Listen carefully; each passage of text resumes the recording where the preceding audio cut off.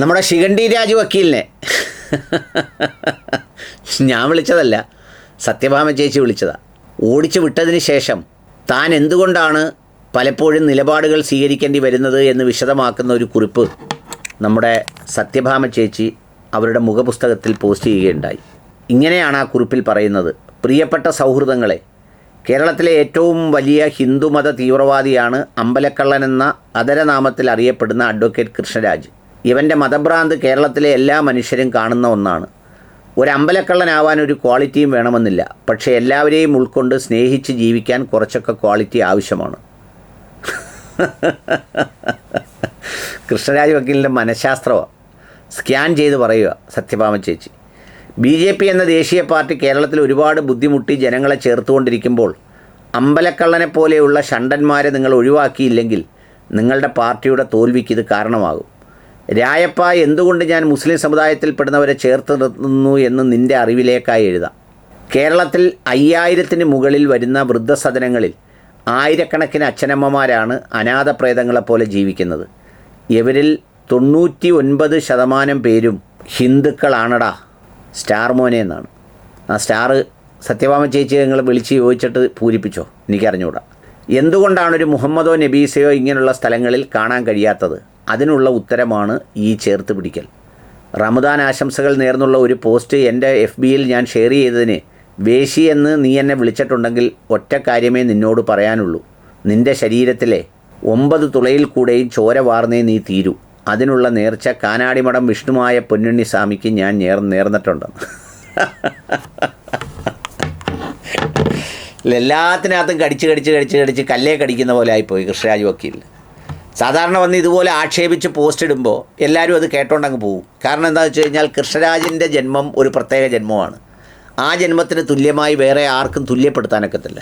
കാരണം അതിൻ്റെ ആ പൈതൃകം, അതിൻ്റെ ആ പരമ്പര, ആ രക്തം, അതൊന്നും നമുക്കൊക്കത്തില്ലല്ലോ. ഓരോ വ്യക്തിയും വിഭിന്നനാണല്ലോ. പക്ഷേ അങ്ങനെ കടിച്ച് വന്നപ്പം അതേ ക്ലാസ്സിൽ അതേ നാണയത്തിൽ മറുപടി പറയാൻ, നല്ല ക്ലാസ്സിൽ മറുപടി പറയാൻ കിട്ടിയത് സത്യഭാമ ചേച്ചിയാണ് ഇതിങ്ങനെ കൊടുത്തുകൊണ്ടിരിക്കുന്നത്. അതിലൊരൊറ്റ വിഷയം എനിക്ക് സൂചിപ്പിക്കാനുണ്ട്. അതിൽ ഈ പറഞ്ഞ കമൻറ്റുകളിൽ അധികം പേരും വരുന്നവരും പലതും എഴുതിയിട്ടുണ്ട്. മുൻകാര്യങ്ങളിൽ വിയോജിപ്പുണ്ട്. എന്നിരുന്നാലും ശങ്കരം വക്കീലിനെ പോലെ കൊടിയ വിഷയങ്ങളെ തുറന്നു കാട്ടുവാൻ കാണിക്കുന്ന ആർജവം അഭിനന്ദനങ്ങൾ.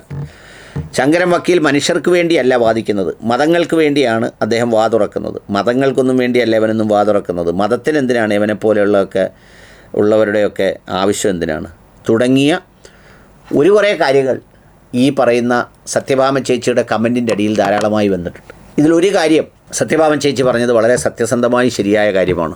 ഞാനും പലപ്പോഴും പലയിടത്തും ഉന്നയിക്കപ്പെട്ടിട്ടുള്ളതാണ്. അഗതി മന്ദിരങ്ങളിലും അനാഥ മന്ദിരങ്ങളിലും ഉപേക്ഷിക്കപ്പെടുന്നിടത്ത് ഏറ്റവും കൂടുതൽ കാണപ്പെടുന്നത്, അല്ലെങ്കിൽ അധികം കാണാത്തത്, ഈ മുസ്ലിം സമുദായത്തിൽപ്പെട്ട ഉമ്മമാരാണ്. അതെന്തുകൊണ്ടാണ് കാണാതെ പോകുന്നതെന്ന് ചോദിച്ചാൽ, അവരുടെ ഗർഭാവസ്ഥയിൽ മുതൽ അവർ പഠിക്കുന്ന അതിൻ്റെ ഒരു കണ്ടീഷനിങ് നൂറ്റാണ്ടുകളായി, തലമുറകളായി ഉമ്മ ഉമ്മ ഉമ്മ എന്ന് പറയുന്ന അതുണ്ടല്ലോ, അതൊരു അലകടൽ പോലെയുള്ള ഒരു വികാരമായി, അല്ലെങ്കിൽ ഓരോ മനുഷ്യൻ്റെയും ഉള്ളിലെ ജീവനായി അങ്ങനെ തുടർന്നുകൊണ്ടിരിക്കുകയാണ്. എന്ന് മാത്രമല്ല, അതിൽ വേറൊരു പ്രത്യേകത കൂടിയുണ്ട്.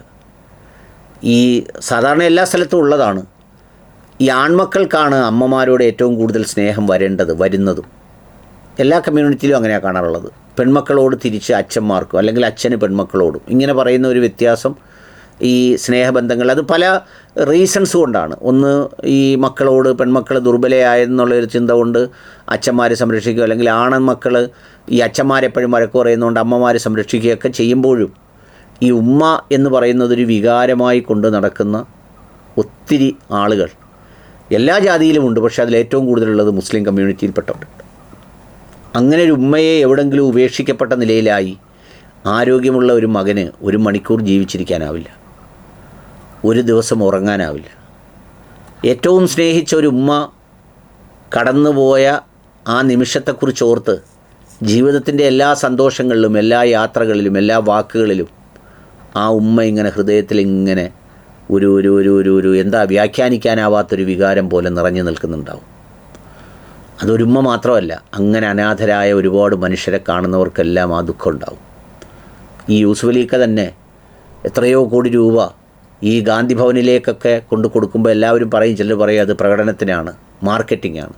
പുള്ളിക്ക് മാർക്കറ്റ് ചെയ്യാൻ വേറെ എന്തെല്ലാം അറിയാം. പക്ഷേ എന്താണെന്നറിയോ, എന്നോ നഷ്ടപ്പെട്ടു പോയ ജീവിതത്തിൻ്റെ സൗഭാഗ്യങ്ങളോട് അവസാനം വരെ കാണാൻ ഒപ്പമുണ്ടാകാതിരുന്ന അല്ലെങ്കിൽ കൂടെയില്ല എന്ന തോന്നലുള്ള ഒരു ഉമ്മയുടെ സ്നേഹത്തിൻ്റെ വികാരമാണ് പലപ്പോഴും പലയിടത്തും ഇത് പ്രകടിപ്പിക്കുന്നത്. അതുകൊണ്ട് അതിന് സമാനമായി മറ്റൊന്നില്ല എന്ന് പറഞ്ഞത് വളരെ കറക്റ്റാണ്.